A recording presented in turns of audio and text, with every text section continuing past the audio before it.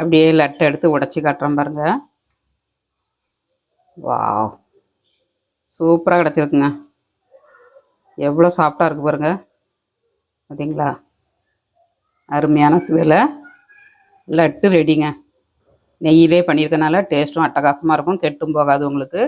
நம்ம பால் எதுவும் ஆட் பண்ணலை, அதனால் இந்த மாதிரி ட்ரை பண்ணி பாருங்கள். ஹாய் ஃப்ரெண்ட்ஸ், எல்லோரும் எப்படி இருக்கீங்க? நல்லா இருக்கீங்களா? நைஸ் சூப்பராக ஈவினிங்கில் ஸ்நாக்ஸுக்கு லட்டு பண்ண போகிறாங்க. கோதுமை மாவு லட்டு பண்ண போகிறேன். எப்படி பண்ணுறதுன்னு பார்க்கலாம். வீடியோ வந்து ஸ்கிப் பண்ணாமல் பாருங்கள்.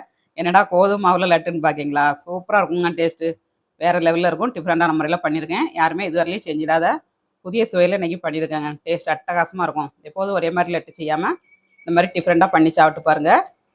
அருமையாக இருக்குங்க. ட்ரை பண்ணி பாருங்கள். வாங்க வீடியோக்குள்ளே. லட்டு பண்ணதுக்கு மாவெல்லாம் எடுத்துக்கலாம். அகலமான ஒரு பேசன் ஒன்று எடுத்துக்கோங்க. மாவு எடுத்துக்கலாம். நம்ம மெஷர்மெண்ட் கப்பால் 2 கப்பு கோதுமை மாவுங்க. 2 கப்பு கோதுமை மாவு எடுத்துருக்கேன். அதே கப்பால் 1 கப்பு கடலை மாவுங்க. 1 கப்பு ரவைங்க. இதெல்லாம் நல்லா மிக்ஸ் பண்ணிடலாம்.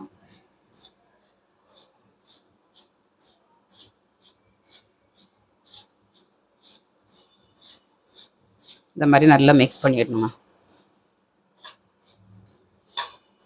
வெறும் கோதுமை மாவில் பண்ண முடியாது. இது கூட வந்து நம்ம ரவையும் கடலை மாவும் ஆட் பண்ணால் தான் லட்டு வந்து சூப்பராக கிடைக்கும். அதனால் இந்த மாதிரி மிக்ஸ் பண்ணிக்கோங்க. 2 கப்பு கோதுமை மாவு, 1 கப்பு ரவை, 1 கப்பு கடலை மாவுங்க. நீங்கள் எந்த கப்பு வச்சு அளந்தாலும் சரி இந்த அளவுக்கு எடுத்துக்கோங்க. நல்லா மிக்ஸ் பண்ணியாச்சு. இதில் நெய் ஆட் பண்ணிக்கலாம். 1/2 கப்பு நெய்யுங்க. எந்த கப்பால் எடுத்தோமோ அந்த கப்பால் 1/2 கப்பு நெய் எடுத்துக்கோங்க. அப்படியே ஊற்றிக்கலாம். ஜிஆர்டி நெய் தான் ஆட் பண்ணியிருக்கேன்.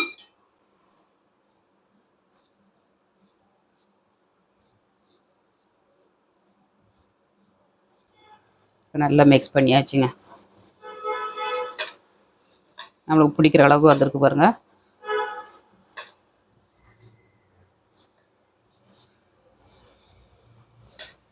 சரிங்களா, இந்த அளவுக்கு வரணுங்க. இப்போ நம்ம தண்ணி விட்டு தொளிச்சு நம்ம உருண்டை பிடிச்சிக்கலாம். இந்த அளவுக்கு இருக்கணுங்க. அப்படி பிடிச்சா நல்லா பிடி போடணும். இந்த மாதிரி வரணும். நம்ம கொஞ்சமாக தண்ணி தொளிச்சிக்கலாம். ரேசாக வெது வெதுப்பான வெந்நீர் தொளிக்கணும். பச்சை தண்ணி ஊற்றாதீங்க. இப்போ வெது வெதுப்பான வெந்நீங்க கை பொறுக்கிற சூடில் விட்டு நம்ம மிக்ஸ் பண்ணிடணும்.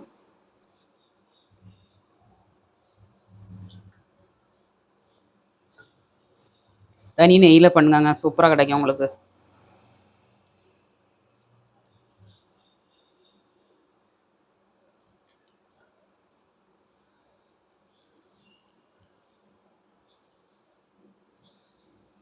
இந்த மாதிரி தண்ணி தொளிச்சு நல்லா உருண்டை பிடிக்கிற அளவுக்கு நம்ம எடுத்துடணும். கோதுமை மாவில் லட்டு பண்ண முடியுமான்னு நினைக்காதீங்க, சூப்பராக கிடைக்குங்க. 1 டம்ளர் தண்ணி தான் எனக்கு ஆயிருக்கு. பார்த்தீங்களா, 1 டம்ளரையும் ஊற்றினா நமக்கு கரெக்டாக வந்துடுங்க. ஊற்றியாச்சு.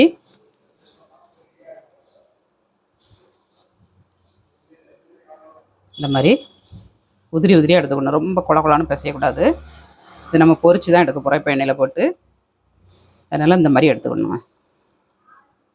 இதை வந்து உருட்டி எடுத்துக்கலாம்.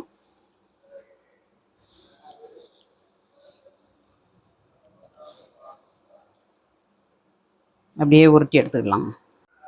எந்த கப்பால் ரவை மாவுலாம் எடுத்தீங்களோ அதை கப்பால் 1 கப்பு தண்ணி எடுத்தாலே போதுங்க. வெந்நீர் வந்து சூடான வெந்நீர் ஊற்றாமல் கொஞ்சம் வெது வெதுப்பாட்டு உள்ள வெந்நீர் ஊற்றுனீங்கன்னா சூப்பராக கிடைக்குங்க. இப்போ சின்ன சின்ன உருண்டையாட்டு நம்ம உருட்டி எடுத்துக்கலாம்.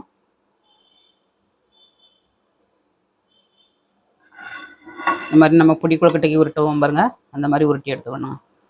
அப்படியே உருட்டி நம்ம ஒரு பிளேட்டில் வச்சுக்கணும். இந்த மாதிரி இருத்தி பிடிச்சி வச்சோம்னா நம்மளுக்கு உள்ளுக்குள்ள நல்லா வெந்துருங்க.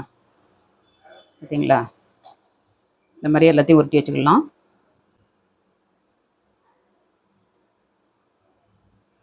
இந்த மாதிரி உருட்டிடணும். இப்போ எல்லாத்தையும் உருட்டிட்டு காட்டுறேன். இப்போ எல்லாத்தையும் உருட்டி எடுத்தாச்சுங்க. இல்லைங்களா, இந்த மாதிரி உருட்டி எடுத்துக்கணுங்க. இப்போ நம்ம இதை பொரிச்சு எடுத்துக்கலாம். எண்ணெயில் போட்டு ஃப்ரை பண்ணி எடுக்கணுங்க. அப்படியே கடாயில் எண்ணெய் ஆட் பண்ணிடலாங்க.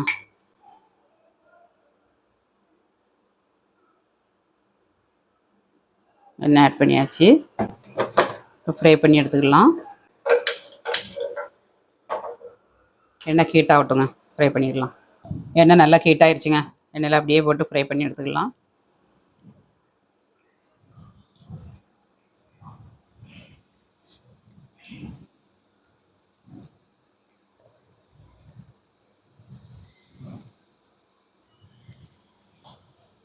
அப்படியே ஃப்ரை ஆகட்டுங்க நல்லா.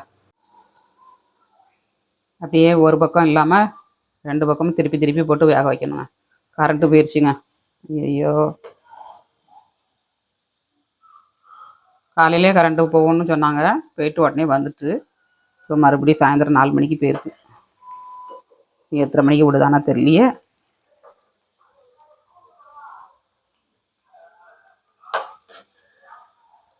இந்த மாதிரி திருப்பி திருப்பி போட்டு நல்லா கோல்டன் கலரில் வரது வரலையும் வேக வச்சு விடணும்.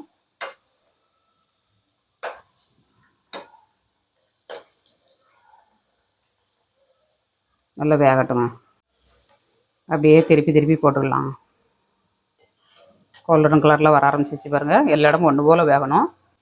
திருப்பி திருப்பி விரட்டி போட்டு எடுத்துக்கோங்க. ஒரே சைடில் கிடந்துன்னா ஒரு சைடு கலர் சேஞ்ச் ஆயிரும், மறு சைடு வேகாதுங்க. இதை நல்லா ஃப்ரை பண்ணி ஆற வச்சு நம்ம மறுபடியும் பவுட்ரு பண்ணி எடுக்கணும். எடுத்து தான் லட்டு பண்ணணும். சூப்பராக கிடைக்குங்க. கொஞ்சம் வேகட்டும். நல்லா கோல்டன் கலரில் வந்துருச்சுங்க. அப்படியே எடுத்துடலாம். இந்த அளவுக்கு கலர் சேஞ்ச் ஆனோன்னா எடுத்துடணும். சரிங்களா?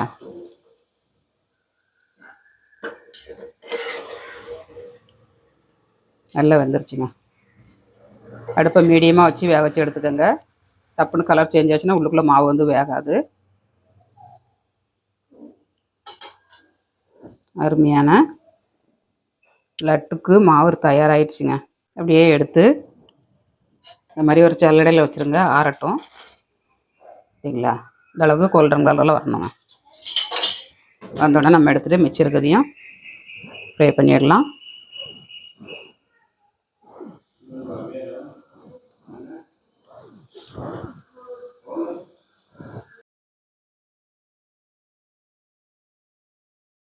சூப்பராட்டு போட்டாச்சு. இப்போ வேக வச்சு எடுத்துக்கலாம்.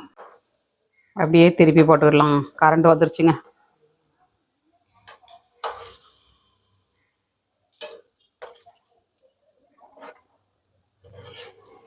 இந்த மாதிரி கைப்பிடி மாதிரி பிடிச்சி வச்சாக்கா உள்ளுக்குள்ளே நல்லா வேகுங்க. அதுக்கு தான் இந்த மாதிரி கைப்பிடி மாதிரி பிடிச்சி வச்சுருக்கு. கொழுக்கட்டை மாதிரி உருட்டி போட்டாக்கா உங்களுக்கு வந்து உள்ளுக்குள்ளே வேகாது. இந்த மாதிரி கைப்பிடி பிடிச்சி வைங்க, நல்லா வெந்துடும். வேகட்டும் நல்லா. இப்போ நல்லா வெந்துருச்சுங்க. நம்ம எடுத்துக்கலாம். அப்படியே எடுத்து ஒரு சல்லடையில் வச்சோம்னா எண்ணெய் நல்லா இறங்கிருங்க. இந்த மாதிரி நல்ல கோல்டன் கலரில் வந்தோன்னா எடுத்துருங்க.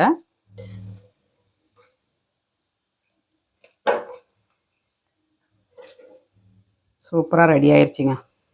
அருமையான சுவையில் லட்டுக்கு மாவு ரெடி ஆயிடுச்சுங்க. அப்படியே சல்லடையில் போட்டு வச்சுக்கலாம். அப்படியே இதில் போட்டாச்சுங்க. நல்லா ஆறட்டும். நம்ம உடச்சி பவுட்ரு பண்ணிடலாம். இந்த மாதிரி கலர் வரதுலேயும் நம்ம ஃப்ரை பண்ணிடணுங்க. சூடாக இருக்குது. இந்த மாதிரி உடச்சி எடுக்கணுங்க. உடச்சி எடுத்தீங்கன்னா நல்லா ஆறிடும். சூடாக இருக்குது இல்லைங்களா?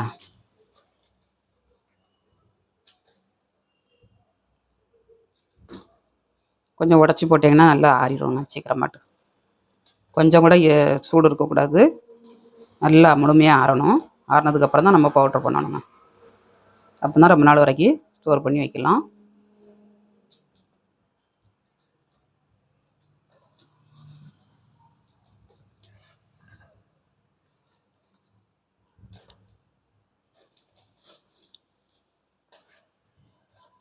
முழுமையாக நல்லா ஆறட்டுங்க. நல்லா ஆறிடுச்சுங்க. அப்படியே உடச்சி நம்ம மிக்ஸி ஜாரில் ஆட் பண்ணிடலாம். இந்த மாதிரி உடச்சி போட்டுக்கணுங்க. உடச்சி போட்டால் தான் உங்களுக்கு வந்து நல்லா அரைப்படும்.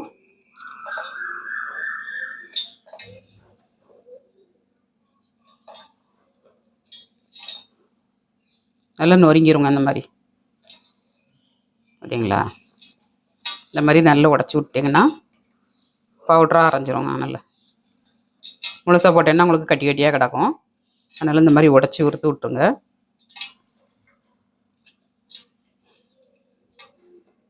2 பேஜாக போட்டு அரைக்கலாங்க.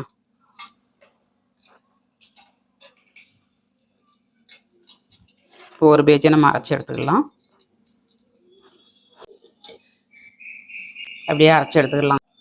அப்படியே அரைச்சி எடுத்தாச்சுங்க. நல்லா நைஸாக அரைச்சி எடுத்தாச்சு.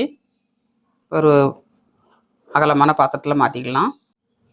அப்படியே ஒரு அகலமான ஃபேஷனில் மாற்றிக்கலாங்க.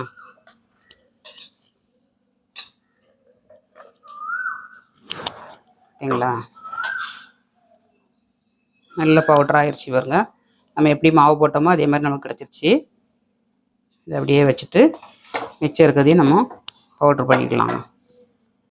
எல்லாத்தையும் உடச்சி விட்டாச்சு. நம்ம பவுட்ரு பண்ணி எடுத்துக்கலாம். இதையும் பவுட்ரு பண்ணி எடுத்தாச்சுங்க. அப்படியே ஆட் பண்ணிக்கலாம்.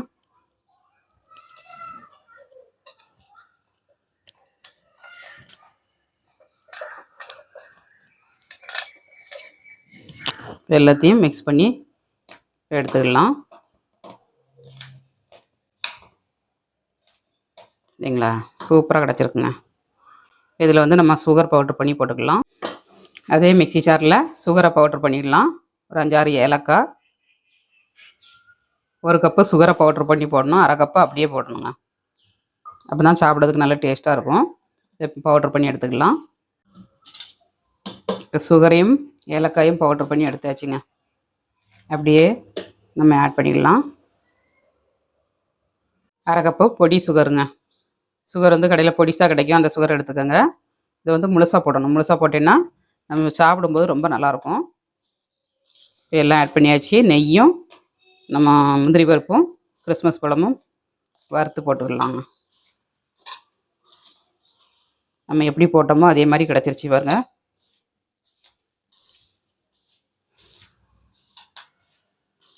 அப்படிங்களா? நல்லா மிக்ஸ் பண்ணியாச்சுங்க. ஸ்வீட் காணுமான்னு பார்த்துக்கோங்க. இது ஸ்வீட் வந்து கரெக்டாக இருக்கும். உங்களுக்கு தேவைன்னா இன்னும் கொஞ்சம் வேணும்னா ஆட் பண்ணிக்கோங்க. நல்லா மிக்ஸ் பண்ணியாச்சுங்க. இப்போ நம்ம முந்திரி பருப்பு எல்லாம் வறுத்து போட்டுக்கலாம். நெய்யில் முந்திரி பருப்பை வறுத்து எடுத்துக்கலாங்க. முதல்ல நம்ம 1/2 கப்பு நெய் எடுத்துருக்கோம். இப்போ 1/2 கப்பு நெய்யுங்க. நல்லா மெல்ட் ஆகட்டும். நெய் வந்து நல்லா மெல்ட் ஆயிடுச்சு. முந்திரி பருப்பு ஒரு கைப்பிடி அளவு போட்டிருக்கோங்க. ஒரு 30 முந்திரி பருப்பு இருக்கும் போட்டிருக்கேன். உங்களுக்கு எந்த அளவுக்கு தேவையோ அதுக்கு தந்தபடி எடுத்துக்கோங்க. நல்லா பொரிஞ்சு வந்ததும் நம்ம கிறிஸ்மஸ் பழத்தை போட்டுக்கணுங்க. உலர் திராட்சை போட்டுக்கணும். நல்லா கலர் சேஞ்ச் ஆகவும் நம்ம உலர் திராட்சை போட்டுக்கலாங்க. அதே மாதிரி ஒரு கைப்பிடி அளவு உலர் திராட்சை. ரெண்டும் நல்லா பொரிஞ்சு வந்துருச்சு. இந்த ஸ்டேஜில் நம்ம அடுப்பை ஆஃப் பண்ணிடணுங்க. சரிங்களா? அடுப்பை ஆஃப் பண்ணியாச்சு. சூப்பராக பொரிஞ்சிருச்சுங்க. இப்போ நம்ம மாவில் ஆட் பண்ணிக்கலாம்.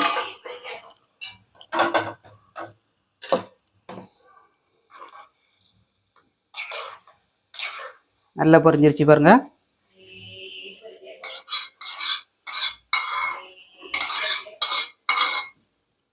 அப்படியே சூட்டோட நம்ம மாவில் மிக்ஸ் பண்ணிடணுங்க.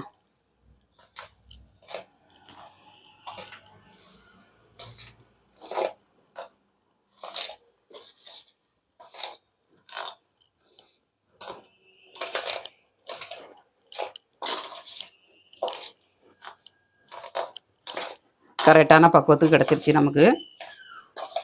நல்லா நம்ம உருண்டை பிடிச்சி எடுத்து வச்சுக்கணுங்க. நல்லா மிக்ஸ் பண்ணியாச்சு.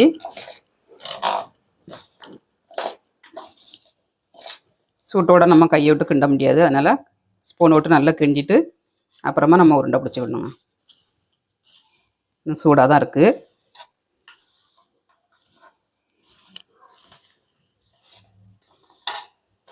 நல்லா மிக்ஸ் பண்ணியாச்சு. பக்குவமாக கிடச்சிருக்குங்க நமக்கு உருண்டை பிடிக்கிறதுக்கு.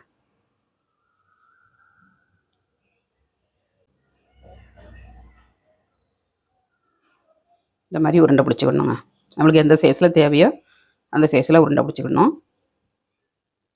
நல்லா சிக்கனும் பிடிச்சிக்கிடலாங்க. பாருங்க சூப்பராக கிடச்சிருக்கு பாருங்க. அப்படியே ஒரு பிளேட்டில் வச்சுக்கலாம். அப்படியே இந்த மாதிரி எல்லாத்தையும் உருண்டை பிடிச்சி வச்சுக்கணும்.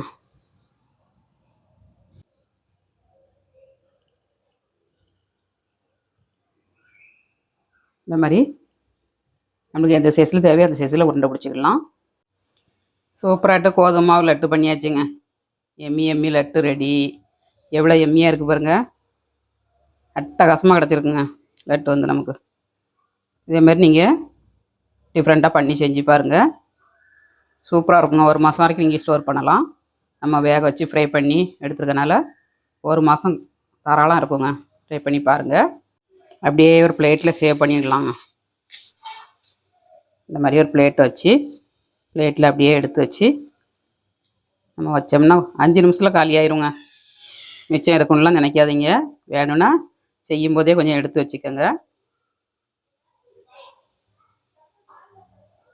செய்கிறவங்களுக்கு கிடைக்காதுங்க.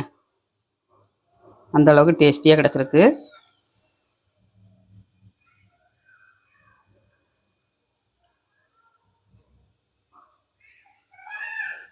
சூப்பர் லட்டுங்க.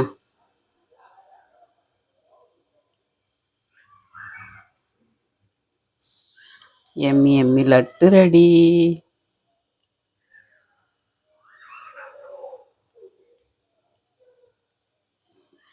வாங்க எல்லாரும் சாப்பிட்றதுக்கு, எங்கள் வீட்டுக்கு லட்டு சாப்பிட்றதுக்கு.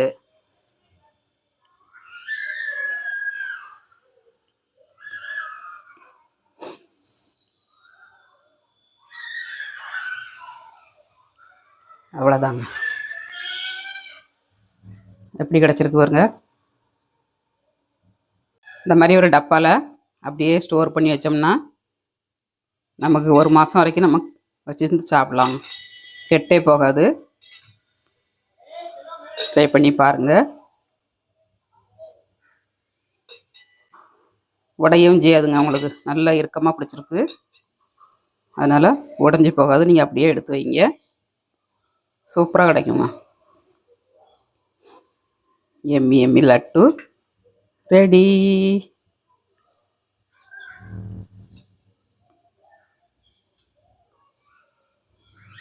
அட்டகாசமாட்டு பண்ணியாச்சுங்க.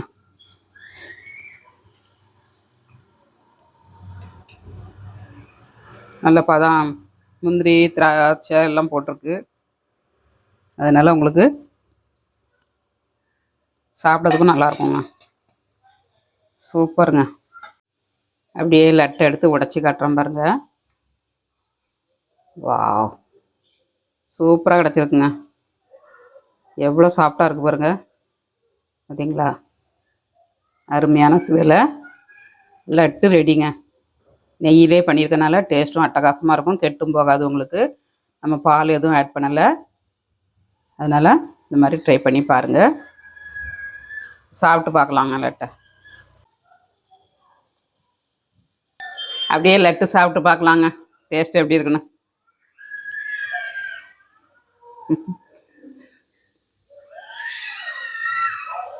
வாயில் வச்சதும் தண்ணியாக கரைஞ்சி போகுதுங்க. அந்த அளவுக்கு நல்ல சாஃப்டாகவும் கிடச்சிருக்கு. டேஸ்ட்டாகவும் இருக்குது. ஸ்வீட்டும் கரெக்டாக இருக்குங்க. இதே அளவில் இதே மெஷர்மெண்ட்டில் பண்ணி பாருங்கள். சூப்பராக கிடைக்கும் உங்களுக்கு. ஃப்ரெண்ட்ஸ் அண்ட் ரிலேட்டிவ் ஷேர் பண்ணி விடுங்க. வீடியோ பிடிச்சிருந்தா லைக் பண்ணுங்கள். நீங்களும் வீட்டில் ட்ரை பண்ணுங்கள். ட்ரை பண்ணிவிட்டு நல்லா இருந்ததுன்னா நீங்கள் கமெண்ட்ஸ் பண்ணுங்கள். அம்மா நல்லா இருந்துச்சு அப்படின்னு. சூப்பராக கிடைக்குங்க. கெட்டும் போகாது உங்களுக்கு.